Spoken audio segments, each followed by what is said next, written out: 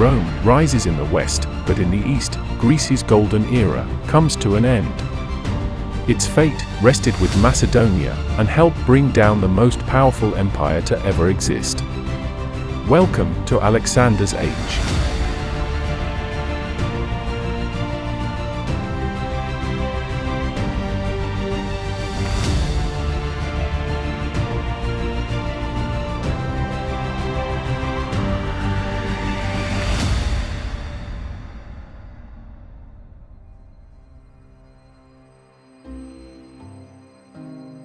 While Rome began its slow ascent in Italy, Greece was still faltering from the Peloponnesian Wars and its aftermath. By the mid-300s BCE, Thebes had become the most dominant force in Greece, but would falter after the death of their most competent general, Epaminondas. This made them weak and vulnerable. Worse still, Greece wouldn't have control over their course in history anymore. Their fate would be decided by a small kingdom to the north. This was Macedonia, or Macedon. It was founded in the mid-7th century, during Greece's Archaic period, but was different from the Greek city-states which formed to their south, and the Greek colonies in Thrace to their north. Instead of a conglomeration of independent city-states, Macedon was a unified kingdom, ruled by a single king. They are thought to be the first unified kingdom in all of Europe. Despite this, they relied heavily on a military aristocracy. There was no reliance on bureaucracy or petty politics. Here, the strongest would rule. Macedon didn't just have neighbors to the north and south, but they had company to the west as well. These were the Illyrians. Occupying the Balkan Peninsula, in present-day Albania, Croatia, Bosnia, and Serbia, they were a loose confederation of tribes, often coming into conflict with the Macedonians. These tensions, along with the rugged environment, caused Macedon to become more militaristic. Like Sparta, the king would ride out and be first into battle, but this is where the similarities end. While Sparta had a constitution, and their kingship had checks, this king acted as he pleased, along with the aristocracy. Though the Greeks didn't view them as one of their own, the Macedonians were thought to be part of the larger Hellenic language family, and they viewed themselves as descendants of Heracles, the great demigod. As we mentioned in episode 3 of last chapter, Macedon had surrendered to the Persians during their invasion of Greece, but regained their independence by 479 BCE, when the Persians were pushed back. Despite this, there was little conflict, and no large-scale wars between Macedon and the Greek city-states to the south. Over a century later, that would change. Apart from language, Macedon had always been more savage and barbaric than their southern neighbors, but this also made them less advanced militarily. It was enough trouble just keeping the Illyrians at bay. A strong-willed and ambitious man would revamp the army though, making this kingdom worthy of its title. His name was Philip II. Philip grew up as a hostage to both the Illyrians, and then Thebes. It was in Thebes that Philip studied the Greek army. He had seen how effective the modified phalanx formation of Epaminondas had been against the Spartans. Younger brother to the king, Philip was most likely not going to see the throne, but fate had other plans. The king was killed during a conflict with the Illyrians, and his son was too young to rule, so Philip was made regent. It wasn't long before he kept the power for himself, and by 359 BCE, ruled the kingdom. Once he became king, he reconstructed the entire kingdom, importing Greek culture. He brought in scholars, writers, and philosophers from Greece to educate the upper classes and their families. One of the most famous examples was Aristotle, perhaps the most influential philosopher, who was invited to come and tutor Philip's son, a boy named Alexander. The military was also entirely revamped. They were a paid, professional standing army, able to campaign in all seasons. Macedonian armies consisted mainly of heavy horsemen, or companion cavalry, called hetairoi, made up of the elite. They used long lances to thrust at their enemies' chests and faces. To this, Philip added a modified phalanx formation of hoplites, called the Macedonian phalanx. These were pes heteroi, or foot companions. They used pikes much longer than the conventional Greek lances. They were called sarissas. And pikes from the first 5 ranks would all surpass the front rank. Each phalanx was made of 16 ranks of 16 men, totaling 256. Generally, the phalanx would engage the enemy, and be like an unbreakable forward-moving anvil, while the more mobile heavy cavalry would flank the enemy, and acting like the hammer, push them towards this anvil. The only vulnerability was that the phalanx was not mobile, especially with these longer pikes. So hypaspists were added to protect the phalanx flanks.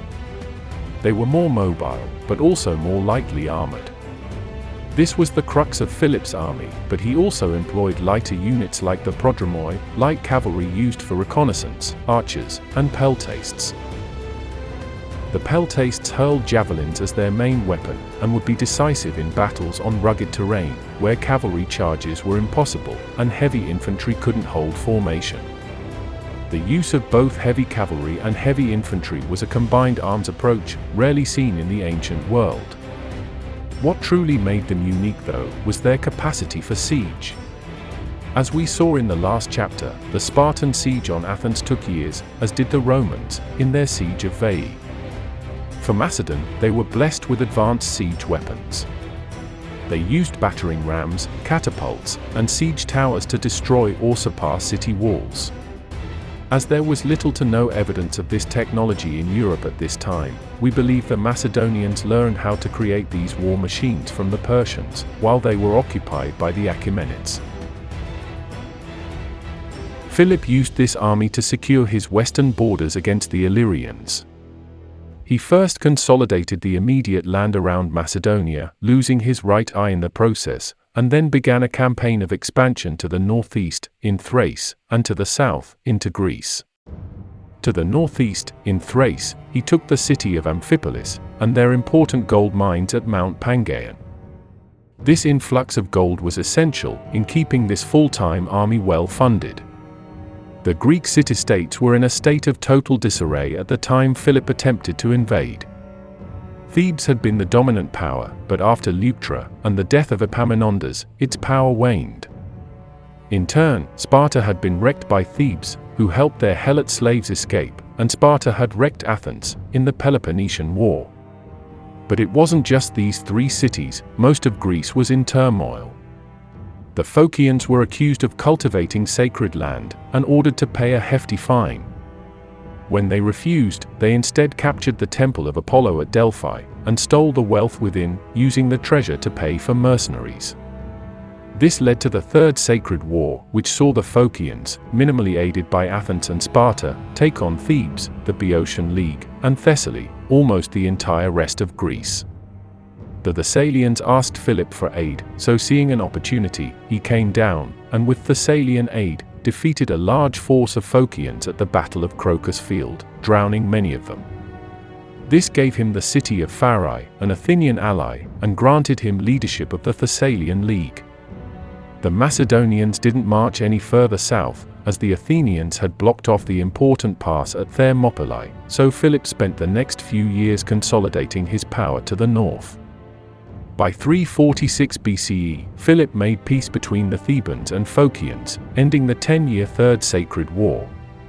But peace wouldn't last for long.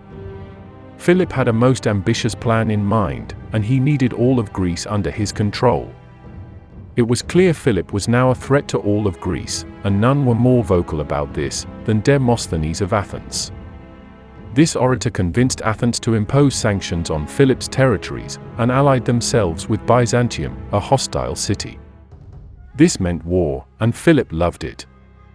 In 338 BCE, the Macedonian king marched south into Boeotia, but was confronted by an alliance of Thebans, Athenians, and troops from smaller city-states, numbering around 35,000.